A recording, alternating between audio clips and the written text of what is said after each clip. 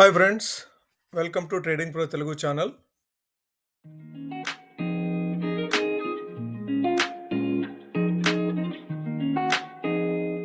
గత 4 ట్రేడింగ్ సెషన్లో Nifty almost 500 points పెరిగింది. జూలై సిరీస్లో ఫస్ట్ వీక్లీ ఎక్స్పైరీ ఈ రోజు జరగబోతోంది. ఈ రోజు మార్కెట్లు ఏ విధంగా బిహేవ్ చేయబోతున్నాయి? నిఫ్టీ ఐటీ ఈ రోజు నెగిటివ్గా మూవ్ అయితే banking stocks strong positive gains post చేసినాయి. మార్కెట్లో ఈ రోజు అప్ సైడ్ మూవ్ అయినప్పటికీ కూడాను ఓవరాల్ స్ట్రెంగ్త్ అయితే మాత్రం కనిపించలేదని చెప్పుకోవచ్చు. ఐటీ స్టాక్స్ డ్రాగ్ చేస్తూ వచ్చినాయి. Hi friends, welcome to market pulse. ఈ రోజు 7th జూలై మార్కెట్లు ఏ విధంగా మూవ్ అయ్యే అవకాశం ఉంది, అంతర్జాతీయ మార్కెట్ల నుంచి ఏ విధమైన సంకేతాలు ఉన్నాయి, టెక్నికల్ ఇండికేటర్స్ ఏమి సూచిస్తున్నాయి, ఇవన్నీ కూడాను ఈ వీడియోను పూర్తిగా డిస్కస్ చేస్తూ మార్కెట్ డైరెక్షన్ ని అంచనా వేసే ప్రయత్నం చేద్దాం. లాస్ట్ ఫ్రైడే అమెరికా మార్కెట్లు సెలవులో ఉన్నాయి, మనందరికీ తెలిసిన విషయమే. మండే రోజు ఓపెనింగ్ లోనే డౌ జోన్స్ నెగిటివ్గా మూవ్ అయితే నాస్డాక్ మాత్రము semi conductors, chip making companies, AI stocks out performance తోటి ఈ రోజు కూడా స్ట్రాంగ్ పాజిటివ్ గెయిన్స్ పోస్ట్ చేస్తూ వచ్చింది. ఆల్మోస్ట్ 1% వరకు పాజిటివ్గా మూవ్ అయింది. ఇక ఏషియన్ మార్కెట్స్ విషయానికి వస్తే మిక్స్డ్గా క్లోజ్ అయినాయని చెప్పుకోవచ్చు. జపాన్ ఇండిసెస్ నిక్కీ అయితే ఫ్లాట్గా క్లోజ్ అయింది. హ్యాంగ్సెంగ్ 1% వరకు పాజిటివ్గా అప్ సైడ్ మూవ్ అయితే తైవాన్ ఇండిసెస్ 1% వరకు డౌన్ సైడ్ మూవ్ అయింది. ఈ విధంగా అంతర్జాతీయ మార్కెట్ల నుంచి మన మార్కెట్లకి మిక్స్డ్ సంకేతాలే ఉన్నాయని చెప్పుకోవచ్చు. ఇక గ్లోబల్ డెవలప్మెంట్స్ పరంగా చూడాలంటే ఇరాన్ యుఎస్ మధ్యలో పీస్ డీల్ అనేది సాఫీగానే కొనసాగుతుంది. జూలై 11th మరలా ఇంకొక మీటింగ్ షెడ్యూల్ అయినట్టుగా తెలుస్తోంది.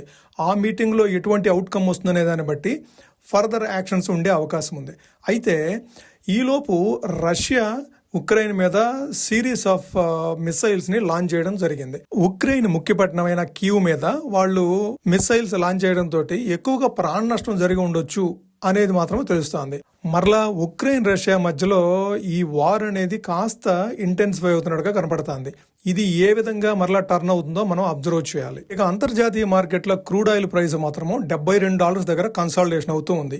ఈ $75 మధ్యలో ఉంటే మాత్రం మన మార్కెట్లకి అది పాజిటివ్ గా తీసుకోదగ్గ అంశమే మనం. ఇక మన మార్కెట్ల బయాస్ విషయానికి వస్తే గిఫ్ట్ నిఫ్టీ స్లైట్ పాజిటివ్ గా ఇండికేట్ చేస్తుంది. అట్లానే గ్లోబల్ మార్కెట్స్ నుంచి మిక్స్ టు పాజిటివ్ ఇండికేషన్స్ అనేది మనం చూస్తూ ఉన్నాము. ఎఫ్ఐఐ యాక్టివిటీ కూడాను పాజిటివ్ గానే ఉంది. గత 2 రోజులుగా ఫ్రైడే వాళ్ళు బయ్యర్స్ గానే ఉన్నారు, ఈ రోజు కూడాను వాళ్ళు బయ్యర్స్ గానే ఉన్నారు. అయితే ఈ రోజు బై చేసిన క్వాంటిటీ 340 crores వర్త్ ఆఫ్ స్టాక్సే కానీ బట్ పాజిటివ్ సైడే ఉన్నారు. ట్రెండ్ కూడాను higher highs higher lows structure లో ఉంది. సో ఇది కూడాను మనకి పాజిటివ్ ఇండికేషన్ చూపిస్తుంది. అట్లానే ఆప్షన్ చైన్ పరంగా చూసినా కానీ స్లైట్లీ బుల్లిష్ ఇండికేషన్సే ఉన్నాయి మనకి. ఓవరాల్ గా ఇండియా విక్స్ లోగా ఉండటం అనేది, అంటే బిలో 12 ఉండటం అనేది మనకి చాలా పాజిటివ్గా తీసుకోదగ్గ అంశం. మార్కెట్లు హయ్యర్ సైడే మూవ్ అయ్యే అవకాశం మాత్రం ఉంది. అయితే ఈరోజు నిఫ్టీ ఎక్స్పైరీ ఉంది కాబట్టి వాలటిలిటీ మాత్రం చూపించే అవకాశం ఉంది. గత 4 రోజుల నుంచి స్ట్రాంగ్ పాజిటివ్గా క్లోజ్ అవుతుంది కాబట్టి ఈ రోజు ట్రేడింగ్ మాత్రం వాలటిల్గా ఉండే అవకాశం ఉంది. సో ఈ మార్కెట్ బయాస్ ని పూర్తిగా అర్థం చేసుకోవడానికి కొన్ని టెక్నికల్ ఇండికేటర్స్ కూడా చూద్దాము. ముందుగా ఏటీఆర్ రేంజ్ కనుక చూస్తే, ఏటీఆర్ అంటే యావరేజ్ ట్రూ రేంజ్. అంటే గత 14 రోజులుగా ఒక indices up side down side ఎంత రేంజ్ ఫామ్ చేసింది అనేది క్యాలిక్యులేట్ చేస్తే మనకి ఏటీఆర్ వస్తుంది. నిఫ్టీకి ఏటీఆర్ వచ్చేసేసి 244గా వచ్చింది. అంటే క్లోజింగ్ ప్రైస్ 24,430 నుంచి 244 పాయింట్లు అప్ సైడ్, 244 పాయింట్లు డౌన్ సైడ్. దాని ప్రకారం చూస్తే ATR upper range 24,674, lower range వచ్చేసరికి 24,186. ఏటీఆర్ రేంజ్ ప్రకారం ఈ 2 లెవెల్స్ మనం అబ్జర్వ్ చేయాలి. అదే సెన్సెక్స్ పరంగా చూడాలంటే ఏటీఆర్ వాల్యూ వచ్చేసేసి 822 పాయింట్లుగా వచ్చింది. నిన్నటి క్లోజింగ్ 78,285. దాని ప్రకారం కనుక చూస్తే కనుక ఏటీఆర్ అప్పర్ రేంజ్ 79,107, అదే లోయర్ రేంజ్ వచ్చేసరికి 77,463. సో ఈ 79,100 నుంచి 77,500, ఈ 1,600 పాయింట్ల మధ్యలో ఏటీఆర్ ప్రకారము సెన్సెక్స్ మూవ్ అయ్యే అవకాశం ఉంది. ఏటీఆర్ అనేది ఇండికేటర్ కాదు ఫ్రెండ్స్, ఏటీఆర్ అనేది ఇన్ఫర్మేషన్ మాత్రమే.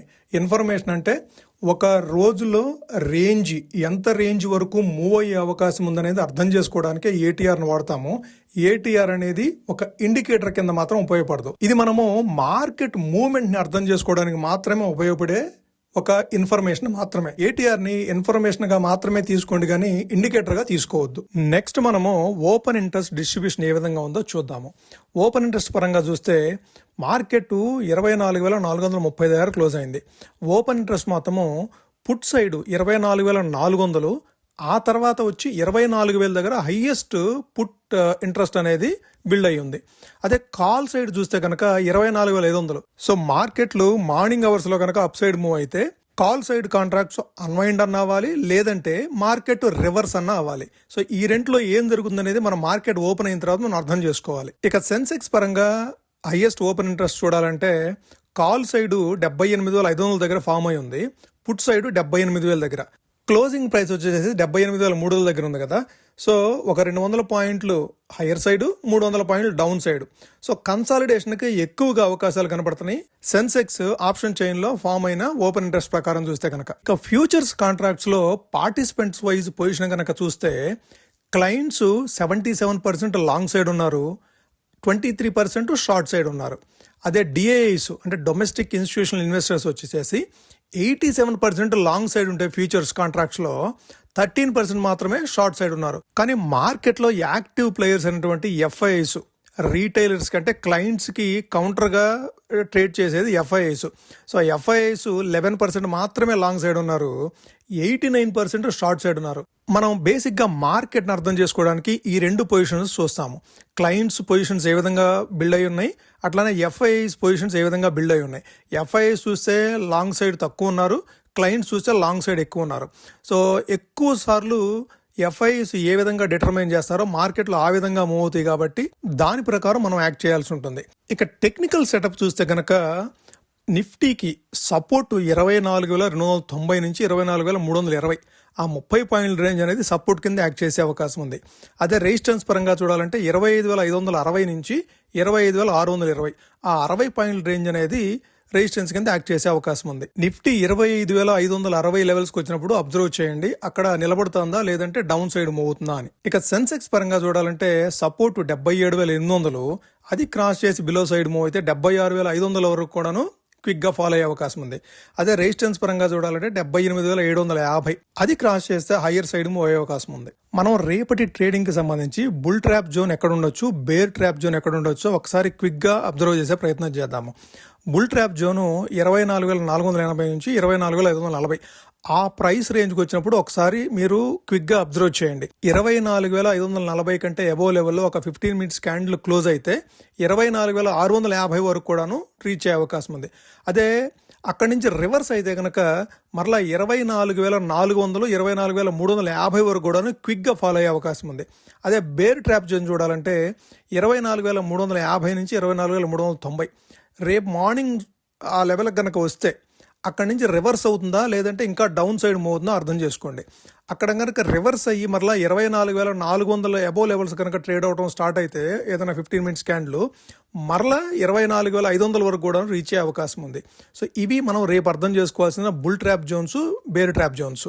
ఇది మనకి ఉన్న డేటా ప్రకారం మనం అర్థం చేసుకునే విధానం. మీకు వేరే విధమైన అభిప్రాయం ఉంటే కనుక మీరు కామెంట్ సెక్షన్లో కామెంట్ చేయండి.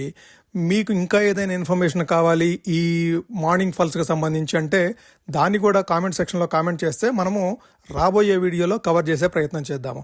Thank you friends, please like the video and subscribe the channel for daily content.